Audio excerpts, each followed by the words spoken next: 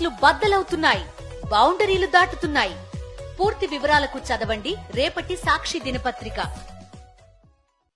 కాకినాడ జిల్లా అండి. కాకినాడ జిల్లా అయితే మాది రవణకపేట అండి. ఈ కొత్తపల్లి మండలం అండి. రవణకపేట ఇక్కడ రవణకపేటలో 2 ఎకరాల పొలం నేను మగతాగా చేస్తున్నానండి. లీజుకి తీసుకున్నాను. లీజు ఎకరానికి 25,000 చిత్తు కడుతున్నామండి. ఒక పంటకి 25,000 చిత్తు కడుతున్నామండి ఎకరానికి. అలాగే పెట్టుబడి 30,000 పెట్టేవాడి. ఇప్పటికి అది కలిపి 55,000 అయిందండి. ఇప్పుడు మాకు రూపాయి వచ్చి పని ఏమీ లేదండి. చంద్రబాబు నాయుడు గారు 10,000 ఇస్తామంటున్నారు. 10,000 రూపాయలు మేము అక్కడికి తిరిగిందానికి చాలదండి. చేలోకి ఇంటికి తిరిగిందానికి చాలదండి. ఈ పెట్టుబడి ఎలా వస్తుందండి బాబు?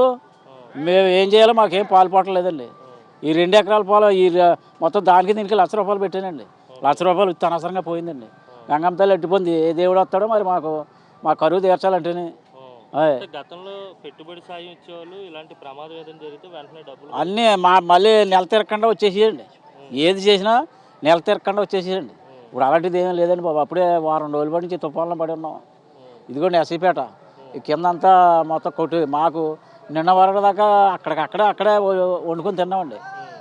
ఇలా జరిగిందండి బాబు. మరి మాకు నియోజకవర్గ ఎమ్మెల్యే పవన్ కళ్యాణ్ అప్పుడు చంద్రబాబు నాయుడు గారు ఏదో ఇస్తారంటే మాకు నమ్మకం లేదండి.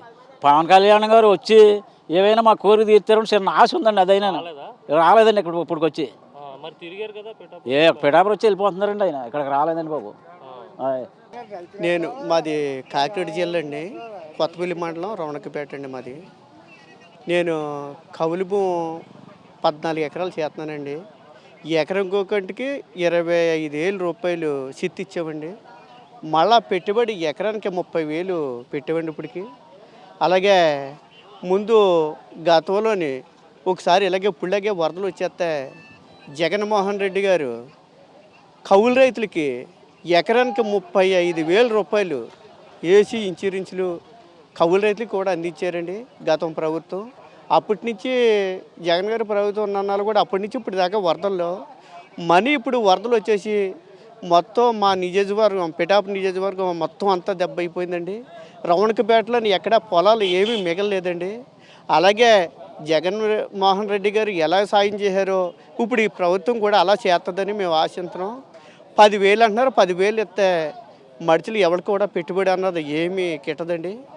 అప్పుడులాగే ఎకరానికి 30,000 సాయం అందిస్తే కౌలు రైతులు ఏదో నిదాన్ని నిలబెడతారో లేకపోతే నిలబడలేరని కూడా ఈ ప్రభుత్వాన్ని చంద్రబాబు నాయుడు గారిని కూడా ఇవ్వాలని అలాగా మేము కోరుకుంటూ ఉన్నామండి. పవన్ కళ్యాణ్ గారు అయితే రవణకపేట ఇంకా ఇప్పుడు మట్టుకి రాలేదండి. మరి ఇప్పుడు ఈ వరదలు చూసి వస్తారో రారో ఇంకా తెలియదండి. ఇప్పుడు జగన్మోహన్ రెడ్డి గారు ఈరోజు ఈ రవణకపేట వస్తున్నారండి. మా కష్ట సుఖాలు అన్నీ కూడా మా కష్టాలు ఆయనకి తెలియబడ్డారని మేమంతా కూడా ఇక్కడికి వచ్చాం.